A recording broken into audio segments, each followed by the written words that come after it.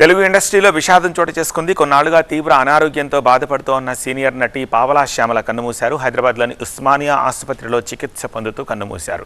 July 28 తెల్లవారుజామున 1:52 సమయంలో ఆమెకు తీవ్రమైన గుండెపోటు రావడంతో మరణించినట్టు ఉస్మానియా ఆసుపత్రి వైద్యులు అధికారికంగా ప్రకటించారు. కొన్నాళ్లుగా అనారోగ్యంతో బాధపడుతున్న సీనియర్ నటి పావలా శ్యామల మరణించారు. ప్రస్తుతం ఆమె భౌతిక కాయాన్ని ఉస్మానియా ఆసుపత్రిలోని మార్చురీలో భద్రపరిచారు.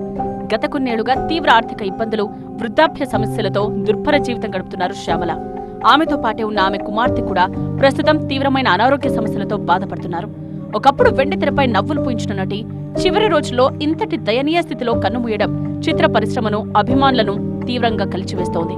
గతంలో 1-2 సార్లు ప్రైవేట్ హాస్పిటల్లో చికిత్స తీసుకునే ఆర్థిక పరిస్థితి లేక అర్ధరాత్రి రోడ్లపై దీనంగా కనిపించారు. గత కొన్ని రోజులుగా ఆమె ఉస్మానియాలోనే చికిత్స తీసుకుంటూ ఉన్నారు.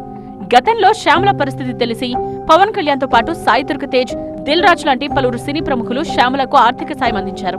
1985లో వచ్చిన బాబాయ్ అబ్బాయి చిత్రంతో వెండితెరపై కనిపించి మంచి గుర్తింపు పొందారు పావలా శ్యామల.